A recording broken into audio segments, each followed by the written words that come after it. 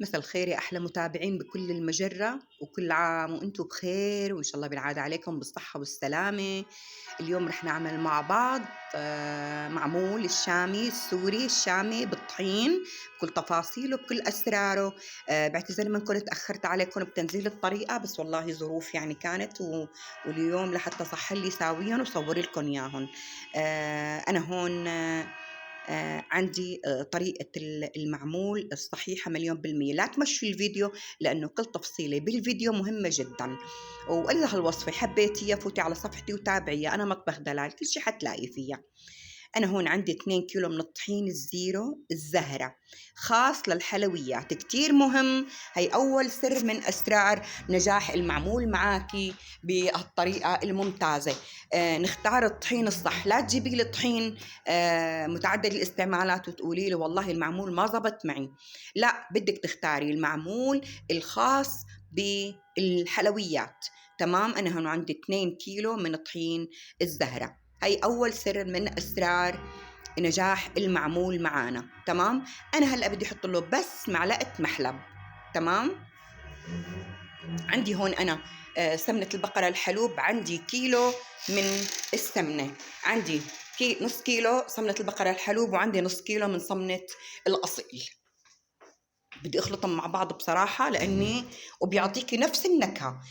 حطيت هون معلقة محلب، ما راح اضيف اي شيء تاني غير المحلب والسمنة. بكفيني اني انا اخذ الطعمة لاني بتكفي وزيادة. طعمة البقرة الحلوب كتير طيبة. كتير مهم نختار نوع السمنة لحتى تعطيني الطعم الاصلي. انا هون عندي هلا خلطت النواشف مع بعض، خلطت يعني انه الطحين مع المحلب مزبوط، وبدي اعمل هيك حفرة صغيرة لحتى انزل فيها السمنة. هلا هون نزلت السمنة. شوفوا لي قوام السمنة كيف لازم يكون. قوام السمنة من حرارة الغرفة لازم يكون مثل المرهم. كانوا بالأول يحموا السمنة كتير كتير ويحطوها يضيفوها فوق الطحين، هذا الشي غلط. لا، لازم السمنة تكون بدرجة حرارة الغرفة. شايفين هيك لازم تكون معي بس. وهلأ بدي خلطهم مع بعض تخليط هيك. هاي اسمها عملية بث الطحين. تمام. لحتى يختفي كل الطحين عندي ويتجانس مع بعضه البعض. ضل هيك بس فيها لحتى يختفي كل السمنة. هيك شايف اختفت معي السمنة، بس لسه ما خلصت عجين. طول ما أنا ماني حاطة سوائل يعني أنا عندي طحين وسمنة بس، بضل بعجن فيها لحتى تصير مثل المرهم. اللي عنده عجانة تحطيها بالعجانة 10 دقايق بتكفيكي وزيادة. تمام. بس اللي ما عنده عجانة، أنا هون عجنتها، هون ضليت أعجن فيها. نزلتها فوق رخامة لحتى أتحكم أعجن فيها، قسمتها بالنص وضليت أعجن فيها لحتى صارت مثل المرهم. شايفين ليك طلع كيف القوام؟ هيك لازم يكون. تمام. لا تقولي لي طرية، لا هي ما أنا طرية، لأنه هي نحن عجننا طحين وسمنة. بالضبط هيك لازم تطلع معاكي. تمام. لأني هلأ أنا بدي أحطها بالبراد 4 ساعات. عرفت علي كيف؟ لحتى تبرد وتنفش القمحة مزبوط. أنا قسمتهم قسمين وحطيتهم بصينيتين. تمام. ليش؟ لأنه بس بدك تطالعيها من البراد رح تكون محجرة ورح تعذبك كتير كتير لما بتكون مجبلة فوق بعض البعض. لذلك أنا حطيتها بصينية مسطحة، قسمتهم على قسمين وحطيتها بصينية مسطحة مثل هاي لحتى يسهل علي لما طلعها من البراد فكها من التحجير اللي هي فيه. وهذا هيك أصولها. هلا عندي القطعة الثانية هي رح أعجنها. تمام. وهيك لازم تكون هذا القوام تبعها نفس الشيء. شايفين مثل المرهم. اوعك تمشي الفيديو، اذا مشيتي الفيديو اي تفصيلة من تفاصيل الفيديو رح تروح عليكي. تمام. هلا كمان بدي اجيب الصينية الثانية وبدي احطها بقلب الصينية وبدي دخلهم على البراد 4 ساعات على الأقل. إذا أنت مستعجلة ساعتين بكفوا، بس الأفضل إنك أنت تعجنيها قبل بوقت وتحطيها بالبراد. صبايا أنا هون هلأ في هون المقطع هذا ما قدرت أحذفه لأنه إله كمال، إله كمالة. رجعت صورت العجنة مرة تانية. فكرت حالي نسيانة إنه صور لكم العجينة قبل ما نحطها القسم الثاني. بس لا، هذا التصوير يعني إنه بقلب الفيديو الثاني. معليش بعينكم الله تتفرجوا عليه. نفس العجينة هي نفسها ما اختلفت، بس أنا مصورتها مرتين أو نزلت الفيديو مرتين. تمام. هلأ بدي حطها بالصينية، هي نفسها دخلهم على البراد. تمام. هلا عم فرجيكم نفس الطريقة هيك، دخلهم على البراد لحتى يضلوا 4 ساعات وتفتح معي. شايفين هيك نفسها هي. عفوا شوي لأني تعبانة والله وما نمت طول الليل، فلذلك تعبانة شوي. هلا هون عندي لحضر الحشوة. أنا عندي كيلو جوز وعندي كاسة قطر كبيرة، قطر سميك، لازم يكون القطر سميك.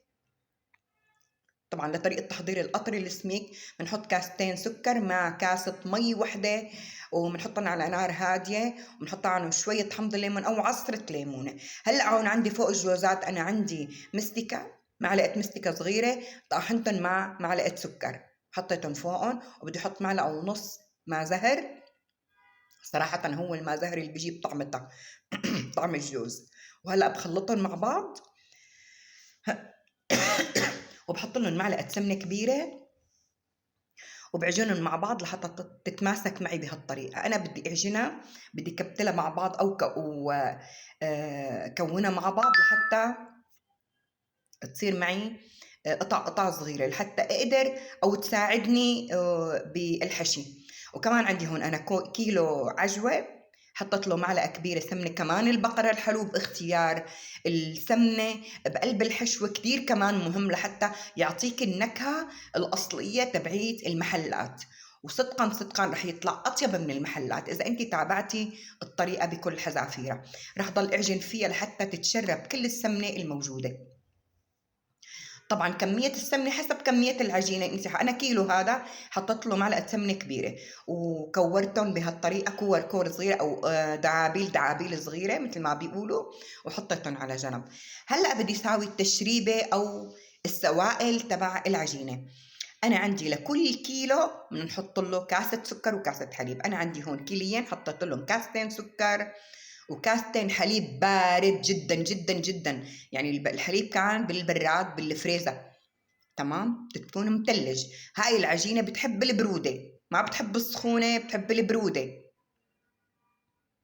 هلا حطيت أنا عندي هون، بدي ضل قلب فيهم أو حركهم لحتى يذوب السكر 100% أو 100% معي.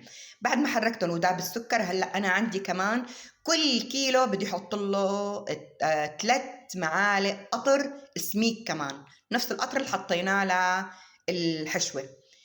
يعني أنا كيليين بياخدوا 6 معالق قطر، كيليين بياخدوا 6 معالق قطر، يعني كل كيلو بده 3 معالق قطر. تمام. ما له علاقة هذا بالسكر، هذا بيعطيكي طراوة، بيعطيها لون حلو للمعمولة. تمام. يعني كل شيء له شيء، ما تفوتي أي خطوة من خطوات الفيديو. تمام صبايا. هلأ حركتهم، هلأ طالعت العجينة من البراد، شوفوا كيف، شايفين حجرة، بس عم تطلع معي بكل سهولة. ليش؟ لأني أنا فردتها على صينية مسطحة وكتير رقيقة، رح تطلع معي بكل سهولة. تمام. شايفين كيف طلعتها؟ هلأ لا تشوفوا محجرة هيك، بس مجرد ما لامست إيدك الدفة تبع إيدك هي رح تصير طرية ورح ترجعي تشتغلي فيها. شايفين كيف صارت مثل المرهم؟ تمام. هلا انا طريت الصينيتين كامل وبدي ارجع احطهم بقلب الهي لحتى احط لهم السوائل. تمام. هلا مرحله السوائل، وهي اهم نقطه بالفيديو، اهم نقطه. انا نزلت السوائل فوقهم وما تعجني عجن، هاي اهم سر باسرار المعمول الناجح معك. تمام. نحن هون بدي نزل السوائل وشربها تشريب او بلعها تبليع، اسمها مرحله التبليع. هاي بدي لوشن تقليب. شايفين باصابعي بهالطريقه هي، طولي بالك عليهم 4 دقائق 3 دقائق 4 دقائق بالضبط.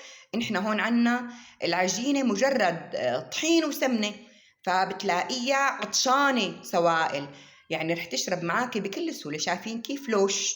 اسم عمليه تبليع لوش لحتى تبلع عندي كل السوائل الموجوده. هي اهم نقطه واهم سر من او ثالث سر من اسرار نجاح المعمول معاكي. لا تعجني، مجرد ما عجنتي ولحمت معك العجينه وصارت مثل عجينه البيتزا اعتبري انه معمولك فاشل. تمام. شايفين بهالطريقه هي؟ هلا فرجيكم كيف صار. ضل هيك بلوش لوش بإيدي، بقلب يمين شمال كذا، شايفين بأصابعي بأصابعي. وهلأ رح فرجيكم كيف صار. شوفي كيف صار معي 100%. أخذت العجينة حطيتها بإيدي، شايفين بطلت تطلع عجين على إيديكي. تمام. بنفس الوقت ما عجينة مثل عجينة البيتزا دابقة، لا، هي عجينة ممتازة هيك بتكون مفرفطة فرفطة. هلأ برجعتها على البراد كمان دقيقتين 3 بين ما شكلت الجوز وشكلت العجوة كلها. تمام. شكلت الجوز بهالطريقة بشكل مستطيل. شايفين. هلأ بدي أعمل الجوز. أنا باخد العجينة وبحطها بقلب الجوز، شايفين كيف، وبرجع بكورها بشكل مستطيل أو بشكل أسطواني. تمام. بدها تكون معك بهالشكل هذا. شوفي كيف. وهلأ دقيتها أنا لأنه الساعة 2 بالليل، كنا داقينا وما مطالعين أصوات أنا وكنتي، لأنه الجيران نايمة والولاد نايمين. وهي شكل المعمول تبع العجوة. شايفين ما شاء الله الرسمة. وهلأ شوفوا الرسمة رح تضل مثل ما هي حتى على الخبز. تمام. بعد ما شكلتهم هلأ وحطيتهم بالصواني بدي ارجع ارجعهم على البراد. وهي النقطة كتير مهمة، ما تخلي ابدا الصواني برا لحتى ما تشوب. هاي العجينة قلت لك بدها نار باردة، بدها قصدي جو بارد. وهلا بعد ما خبزت المعمول، اول ما تطالعه هو ساخن. كمان اهم نقطة بهي، بدك تكوني عندك شوية سمنة من البقرة الحلوب. باخذ هي الريشة وبدهنهم دهن بسيط. كل معمولة بمعمولتها بتضل معك طرية وبتغب السمنة، سمنة البقرة الحلوب، وبتعطيكي طعم رائع جدا جدا.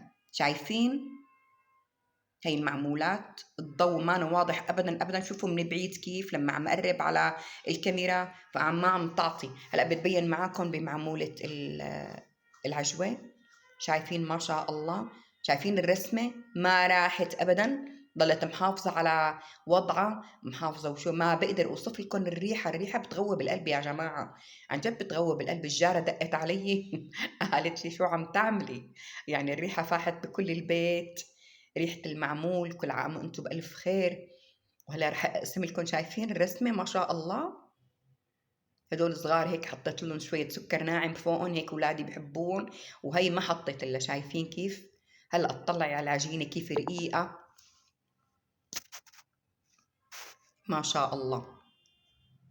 ان شاء الله كل عام وانتم بألف خير.